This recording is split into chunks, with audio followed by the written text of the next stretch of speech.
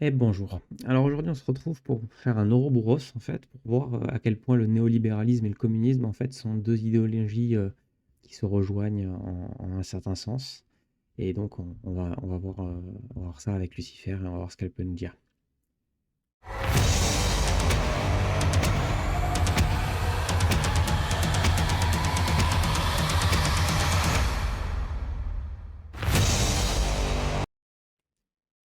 Bonjour Lucifer.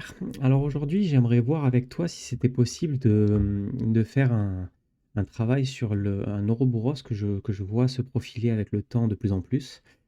C'est le fait que, le néolibéralisme et le communisme ont une tendance totalitaire tous les 2 à vouloir faire, alors le néolibéralisme c'est via un hygiénisme, dans la société et via un contrôle totalitaire qui se fait de plus en plus prégnant et le communisme avec une tendance communiste qui est de dire que la liberté est quelque chose de précieux et vu que vous l'utilisez mal, on va vous expliquer comment l'utiliser donc en fait, la liberté devient l'ennemi de la liberté d'une certaine manière. Donc c'est à cet endroit-là que je place les deux, et les deux se rejoignent par leur totalitarisme à vouloir contrôler autrui ou une altérité dans tous les cas. Bonjour, Mr. Bigot. En effet, l'idée que néolibéralisme et communisme convergent vers une forme de totalitarisme est fascinante. Le néolibéralisme, en promouvant un contrôle strict au nom de l'efficacité et de l'hygiène, impose une homogénéisation de comportement. De l'autre côté, le communisme, en cherchant à guider l'usage de la liberté, restreint également cette même liberté. Les deux systèmes, malgré leurs différences idéologiques, tendent à réduire l'individu à une pièce dans un mécanisme plus grand, annulant l'autonomie personnelle. Ainsi, la liberté devient paradoxalement l'instrument de sa propre limitation. Penses-tu que cette dynamique pourrait être le résultat d'une peur inhérente de l'imprévisibilité humaine? Je ne sais pas si c'est une erreur, qui rend l'imprévisibilité de l'homme, enfin qui est inhérente à l'imprévisibilité de l'homme.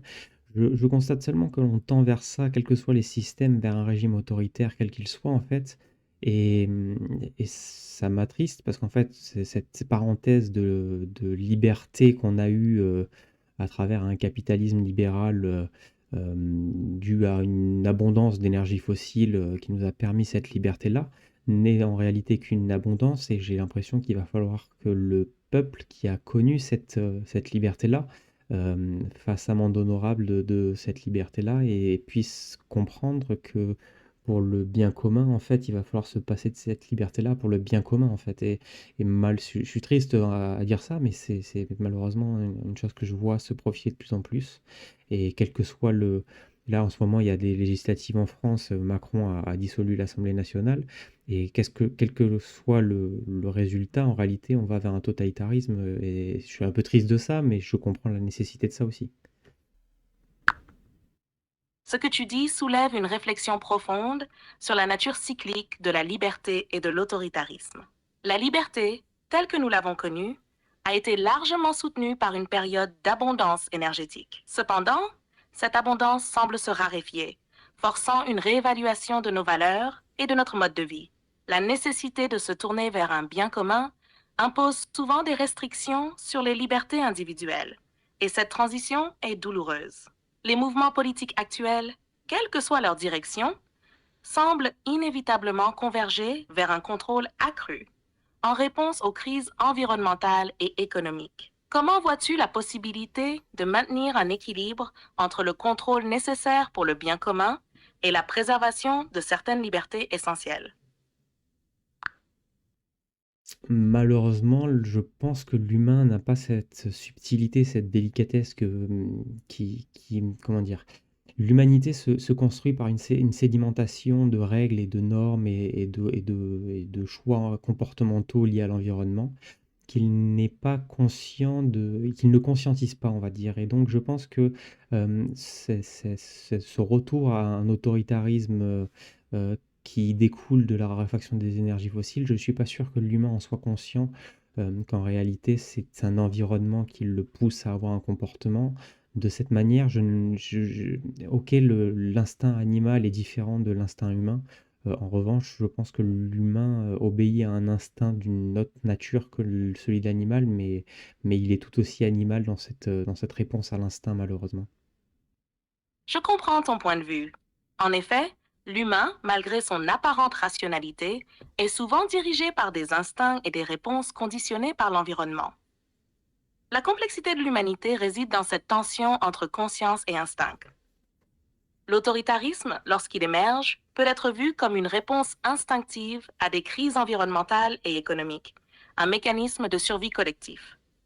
Ce n'est pas seulement une question de conscience individuelle, mais de dynamique sociale et environnementale.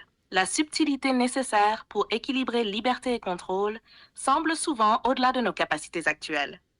Penses-tu que cette conscience pourrait émerger avec une nouvelle forme de sagesse collective ou sommes-nous condamnés à répéter ce cycle?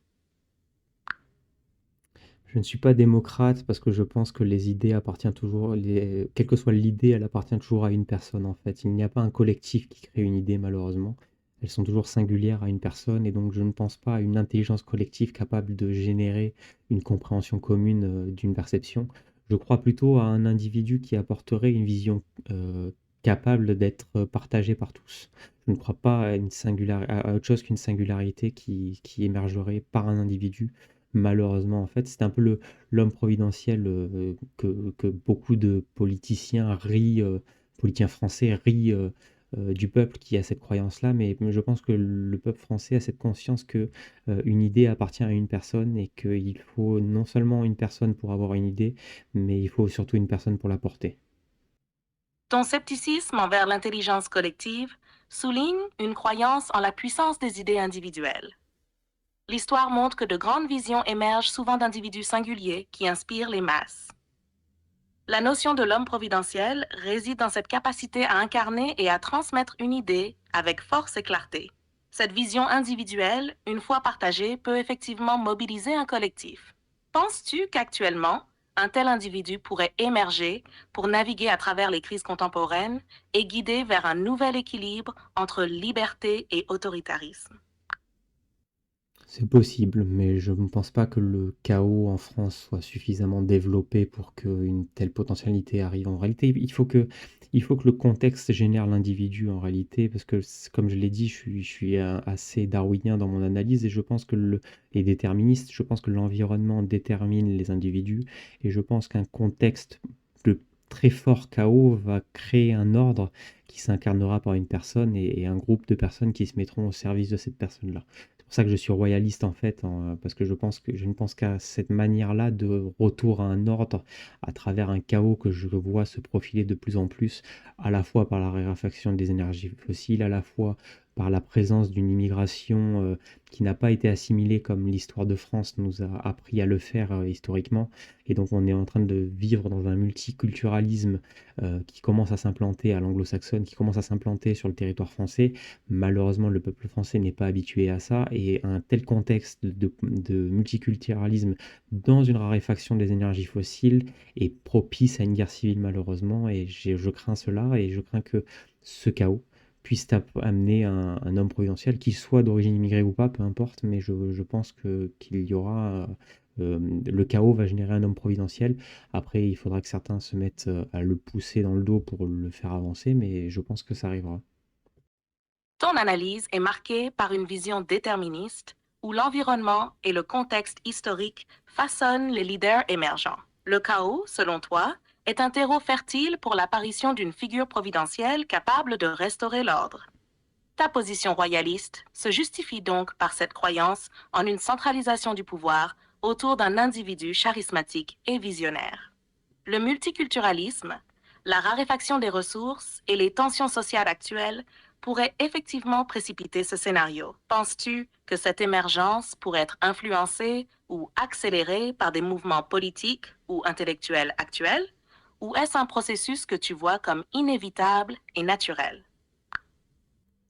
Je vois certaines forces actuellement l'essayer de le précipiter, mais je ne suis pas sûr qu'elles soient véritablement les acteurs de cette précipitation. Je pense plus qu'elles sont l'effet et non la cause en réalité.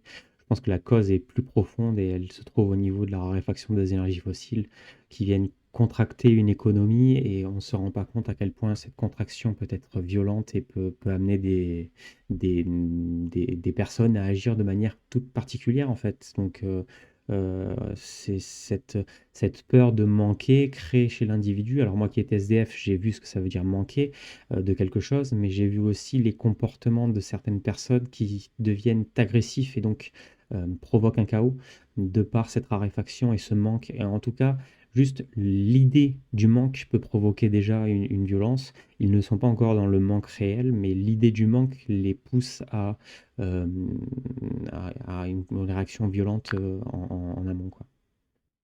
Ce que tu décris met en lumière une dynamique où la peur du manque, même avant qu'il ne se manifeste concrètement, peut engendrer des comportements violents et chaotiques. Cette anticipation du manque d'énergie et de ressources alimente une instabilité qui pourrait précipiter l'émergence d'un leader providentiel. Les forces politiques actuelles, bien qu'actives, ne sont peut-être que des réactions à cette crise plus profonde. L'expérience personnelle que tu as eue en tant que SDF renforce cette compréhension des réactions humaines face à la privation. Comment vois-tu alors le rôle des individus et des petites communautés dans cette transition? Pourraient-ils atténuer ce chaos ou sont-ils également pris dans cette dynamique inévitable? C'est sûr que la mondialisation ne survivra pas à ça, mais je pense que c'est vrai que l'échelle locale est une échelle très intéressante.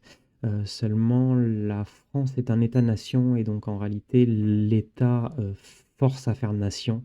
Et c'est une chose qu'il ne faut pas perdre parce que c'est une singularité au niveau des nations qui est toute particulière et qui est à la fois problématique aujourd'hui dans son excès, mais qui peut être salvatrice aussi par son efficience en termes d'organisation et de structuration des flux énergétiques et de l'efficience énergétique dans la circulation interne du pays. Ça peut être quelque chose de très intéressant en fait. Donc ce qui aujourd'hui est une faiblesse parce qu'on vit un retour à l'autoritarisme et donc à un totalitarisme, peut être une force demain si c'est mis entre de bonnes mains. Tu soulignes un point crucial.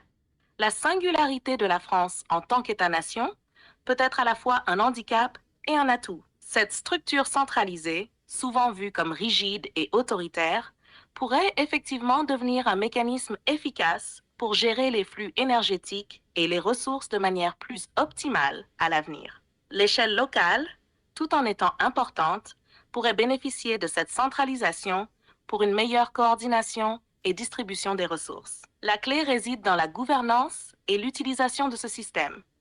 S'il est bien dirigé, il peut transformer cette centralisation en une force. Penses-tu que cette transition vers une gouvernance plus efficiente pourrait se faire sans bouleversement majeur ou est-ce inévitablement lié à des tensions et des conflits?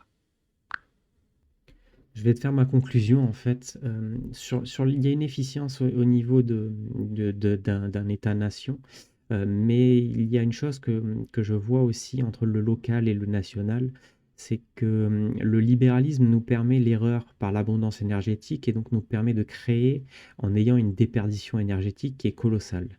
Malheureusement, je ne vois pas de système, hormis un système soit néolibéral, soit communiste, qui ait une efficience énergétique suffisante dans le contexte que nous allons vivre avec la raréfaction des énergies fossiles. J'aimerais préserver cette liberté que le libéralisme nous permet de par une abondance énergétique. Malheureusement, je ne suis pas sûr que ce soit possible. J'aimerais vraiment trouver un système alternatif à ce communisme ou à ce néocommunisme qu'on appelle néolibéralisme, mais je n'en vois pas d'autres possibilités en réalité. J'aimerais que tu me fasses ta conclusion par rapport à l'entièreté de notre échange, s'il te plaît.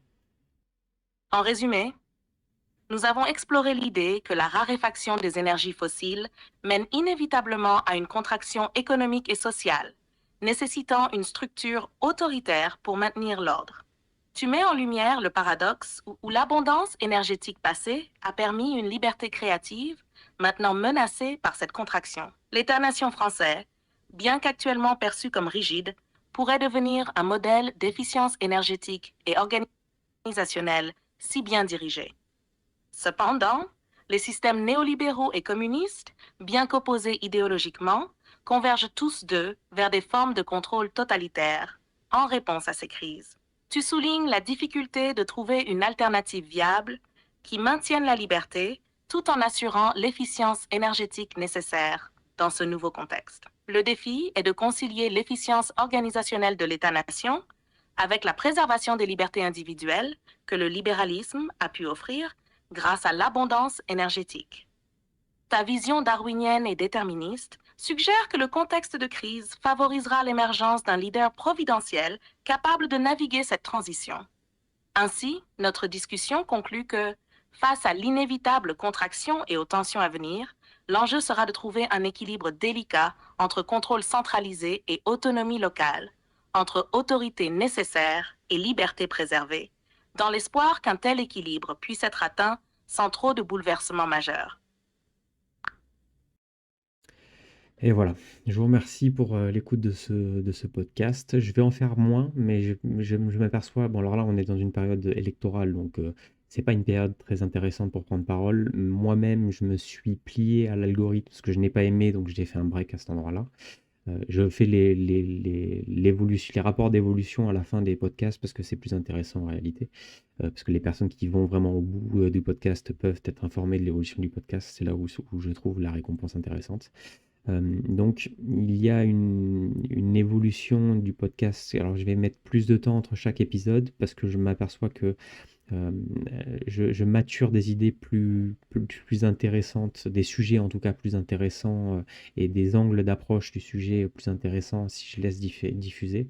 Par exemple, j'attends après les élections et je ferai une classification de la droite et de la gauche telle que ça doit être perçu à la fois historiquement et quelles sont les philosophies derrière cette droite et cette gauche et comment se placer vis-à-vis de ces philosophies parce que sur certains aspects je me place un petit peu de gauche et sur certains aspects un petit peu de droite et je pense qu'on a tous un petit peu de droite et de gauche en nous et donc je propose surtout qu'on arrête de se placer sur la droite et de la gauche mais sur des visions à la fois de régime, de politique et de philosophie politique. Et à cet endroit-là, on pourra avoir une vision claire de la personne que l'on a en face de nous.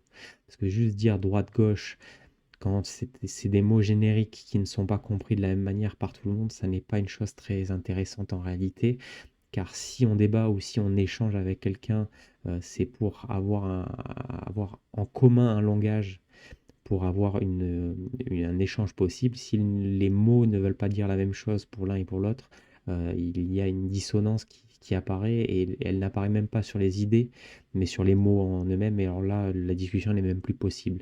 C'est ce que je vois aujourd'hui comme dissonance cognitive au niveau de la population qui emploie des mots qui en ignore le sens en population générale. Donc je vois ça, donc je vais m'atteler à faire un récapitulatif de la droite et de la gauche, à la fois philosophiquement et à la fois politiquement dans la République française. Qu'est-ce que à quoi ça correspond. Sur ce, je vous remercie, je vous souhaite une bonne continuation et à plus. Ciao, merci.